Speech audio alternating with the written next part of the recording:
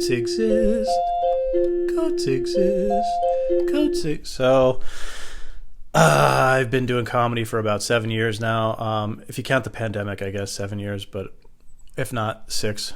And the last couple of years, I've been like, because I never really wanted to get into comedy. I don't know. It was just something I wanted to try, and I got addicted to it. But I love it. But I remember once somebody told me, they were like, whenever I'm on stage, I feel like I'm exactly where I'm supposed to be. And I'm like, I've never felt that way about comedy. I've never felt that way about anything except like sex, maybe. I'm just like, oh, I'm exactly where I'm supposed to be. Or maybe like when I'm eating a cheeseburger, I'm like, this is where I'm supposed to be right now. But I don't know. I've always wanted to make movies and do other shit, but here we are. And I don't even really watch comedy. I don't watch newer comedy. Like I was thinking about the hardest I ever laughed today, and at comedians. And I think it was William Montgomery. He has this, there's a show called Kill Tony, and there's a set he did where somebody dressed up exactly like him, and they had this back and forth, and I was crying laughing at that. And then there was this dude, Junior Stopka, who opened up for Doug Stanhope, and I was dying laughing at that.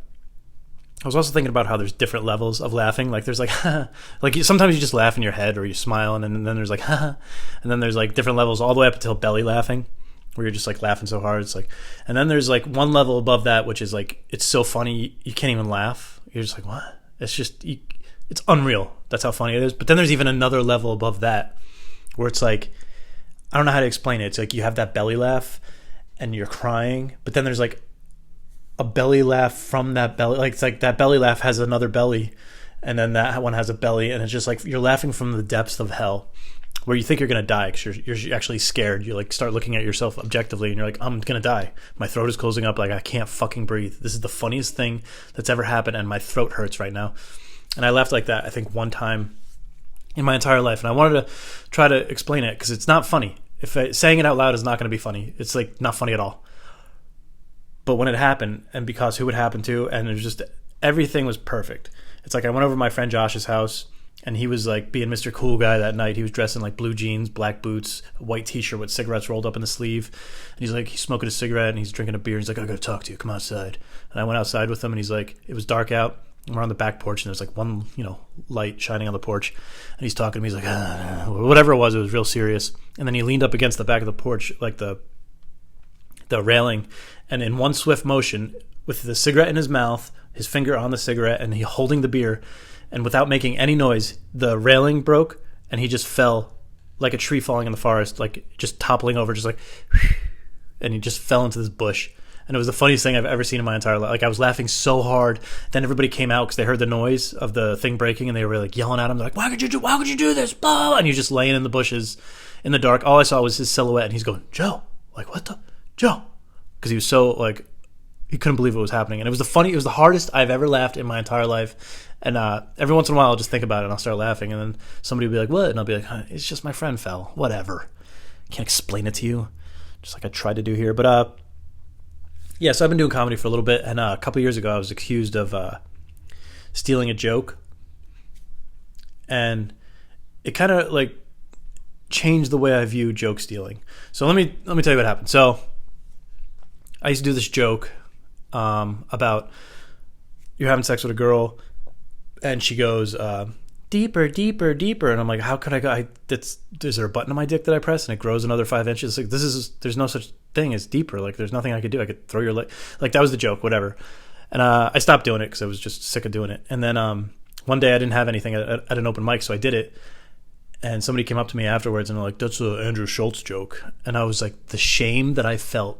Because it was something that actually happened to me. It was something, I didn't steal any fucking joke. It was just like, but it's like, I feel like there are ideas that like you come up with that only you could come up with. Like when you die, these ideas or these potential ideas, they're going to die with you. Because only you, if you dig down deep inside of who you are, like they can only come from you. But then there's ideas like out in the ether, just like floating above us, and they're just waiting to be plucked out.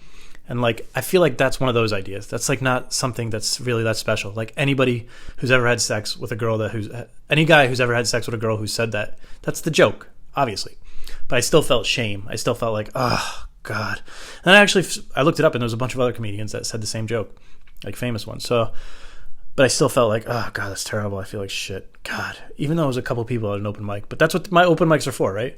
They're to learn this shit and figure it out and blah, blah, blah. But also, there's a couple other jokes I did that some friends came up to me and they were nice about it. And they're like, hey, this is a whatever joke. This is whatever joke. And I was like, oh, God damn it. But I've done that to people too. I'd be like, hey, you just fucking stole a Bill Burr joke. And whatever. So anyways, the guy who came up to me about it, he was real nice. And I was like, whatever. It was fine. But I felt shame. I drove home and I was like, oh, God, what other jokes have I fucking... What other jokes am I doing that other people are doing? So it just made me really like reflect and think about stuff. So anyways, I think it was the next open mic or the one right after that. Whatever it was very close to the deeper dick joke one.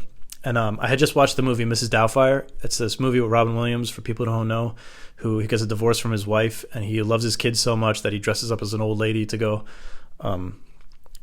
still be with his kids. It doesn't make any sense. It's a masterpiece. It's a masterpiece of unintentional and intentional comedy, because it doesn't make any fucking sense. Like, this old lady that he dresses up as looks like a monster. It looks like Texas Chainsaw Massacre. And for some reason they play this like really sweet, emotional music in every scene, and then it's goofy and silly. It doesn't make any sense. But it's in the beginning there, Robin Williams has a party for his daughter where there's a bunch of goats and like camels and other animals and stuff, whatever.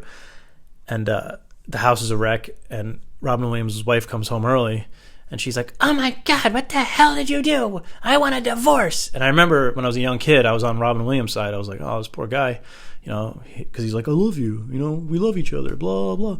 And I remember I felt bad for Robin Williams. But then when I watched it again recently, which was the time right before I went to this open mic, I was like, what the fuck? Like, Robin Williams is an asshole. He had farm animals inside the house, like pissing and shitting everywhere, and the house was a wreck. There was like kids hanging from the ceiling fan. I was like, this is insane. Like, obviously she wants a divorce.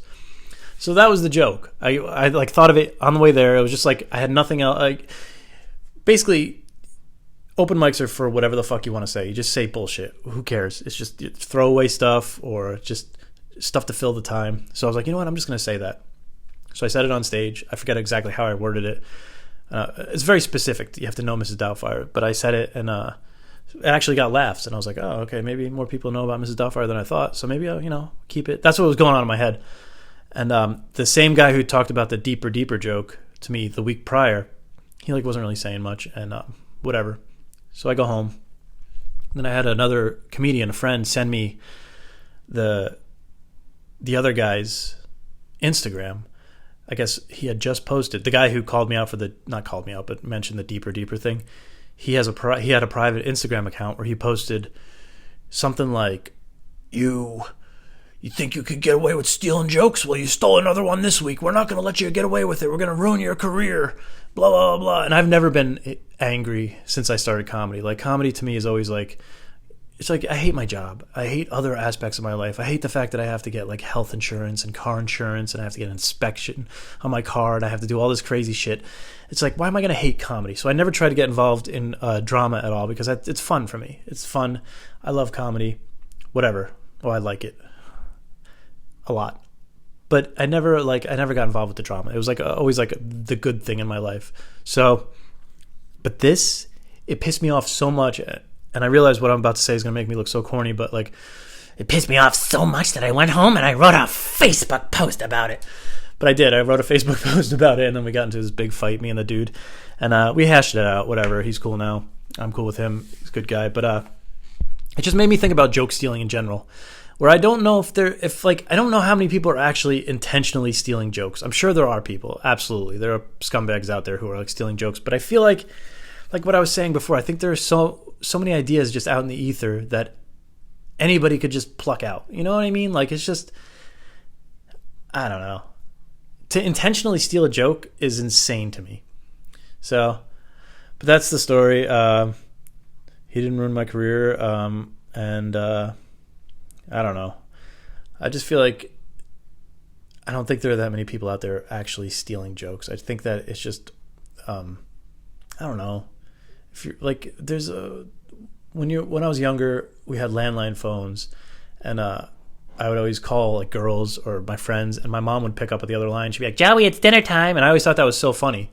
I always thought that was the funniest shit ever. And I was like, I want to put that in a movie one day. When I was a kid, I was like, I'm going to write a movie one day, and that's going to be like one of the funniest scenes ever. And then like you just hear about, as I get older, everybody talks about that shit. It's just something that happened that's funny. If you're, open, receptive to things that are funny, that's something that's just gonna, jump out at you. So I don't know. I don't know what I'm trying to say, but joke stealing,